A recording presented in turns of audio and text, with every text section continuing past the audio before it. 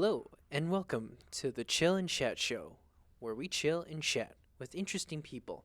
I'm your host, Esais, joined today by our undergrad illustration student, Vida. How are you doing? I'm doing great. Really excited to be here today. That's good to hear.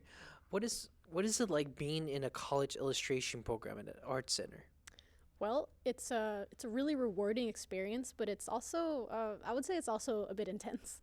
Okay, is the industry in the illustration program at art at art is he?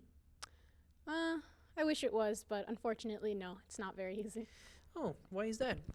I mean, don't get me wrong, it's a very rewarding and wonderful experience. It's a great program, but the workload is kind of crazy. So if you're not mentally prepared for that going in, you'll probably have a bit of a rough Oh, start.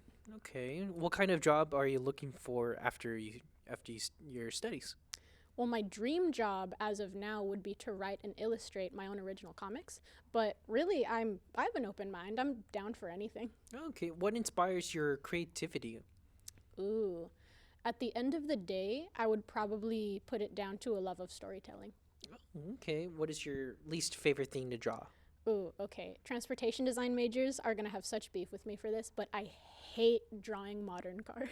Gotcha. Okay. Why don't you like drawing modern cars? So, what irks me about them the most is that when you're drawing, anything that you draw can always be broken down into shapes. But modern cars, the contours on them are so subtle and so delicate that it's really hard to get the proportions right if Mm-hmm. you're not used to it. So that's my beef with modern cars. Gotcha. Yeah, I understand. Who's your favorite superhero? Ooh. Well, off the top of my head, I would have to go with the Batman Who Laughs. He's not really a hero, but he's a really interesting character because he's a combination of an iconic hero with their supervillain rival. Oh, okay. And why did you choose that superhero? Why did you choose that one so far? Well, I would flat out have to say that the design is really cool. Oh, And, okay. props to the artist. Great design. Gotcha. Alrighty. Do you like villains more than heroes? I would say I'm more interested by them on average. Oh, Yes. okay. And what are the three comics would you recommend on Mm. that one? So I think my top three comic recommendations right now, they're all Image comic series. So I would have to say Nightclub, which is about teenage vampires. It's a very fun action adventure. Then Monstrous, if you're into dark fantasy, it has really cool dark fantasy with notes of steampunk and gothic horror. And then Hmm. I'm also a big fan of Moonstruck, which is a more like comedy slice of life about werewolves working at a cafe. Interesting. What is your next project going to be? So right now I'm still in school, but my current project, I'm trying to create a short horror comic that I fully intend to self-publish as soon as it's finished. Oh, okay. And do you have a title for this kind of comic that you're working on? I do actually. Since a big part of the plot focuses on trophy hunting, specifically of deer, my working title right now is Scope, like the scope of a rifle. Scope. Oh, okay. And is there more of like behind the story of this kind of comic scope? Like, is there any other what's the background? There you go. Well, there's a bit, but I'm a little I'm a little hesitant to share it right now, but until I have a physical copy. Oh, okay. I understand. No problem. No rush then. Oh, it's okay. Well, I hope you like Oreos because they are our sponsor. We will be right back after a quick look at Oreo's new product in our ads.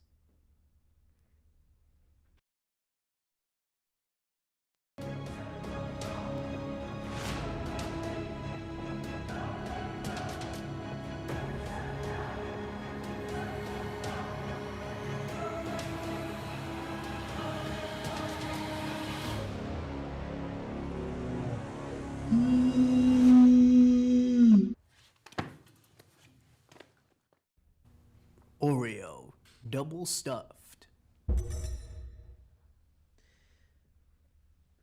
Welcome back to our show. I'm your host Esais, joined today with Vida.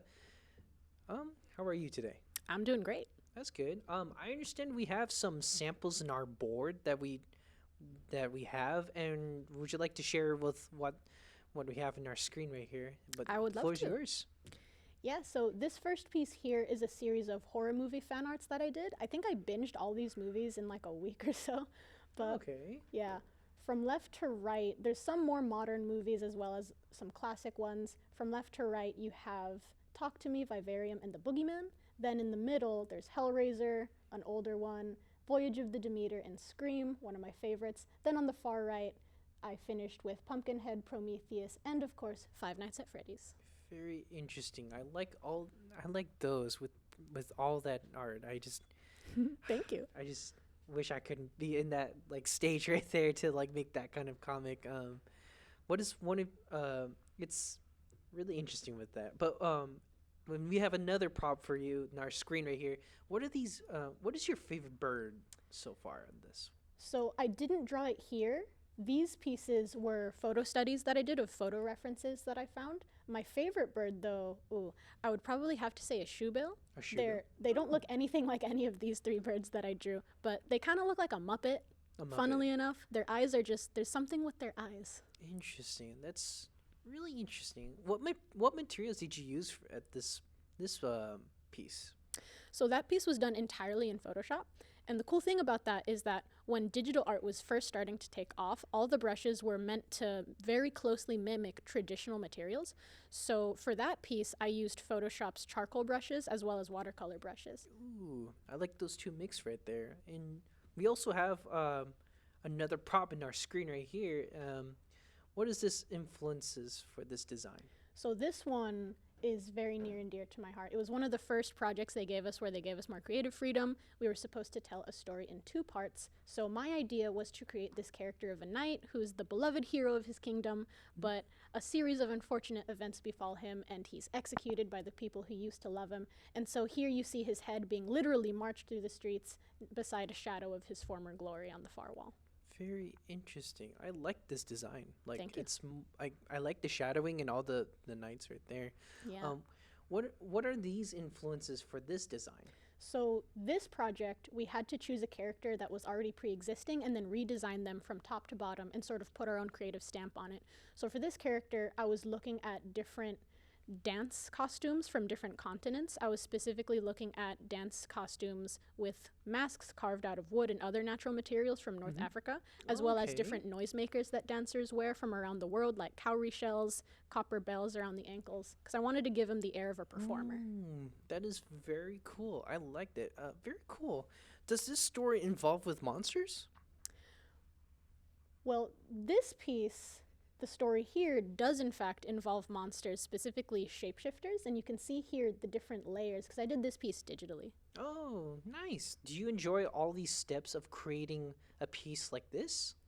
I do, because I was relatively new to digital art. I started it just a few years ago when I got to Art Center, because digital, it didn't always, but digital now dominates a good deal of the creative industry. So even if your work is traditional, you do need to be well versed in it if you want to work for like a larger studio or just to Oh. translate your work. So it's nice because it gives you maximum editability since you Yeah. work in digital layers. It's also kind of a curse because you might run the risk of getting stuck in an endless loop of nitpicking and then your work will never be done. Very interesting. I would like to see all that artwork, but thank you for sharing your work with us, Vida. And it was a pleasure. That's all the time we have today. Thank you all for joining. This was the Best Chill and Chat show. Love you all. Bye.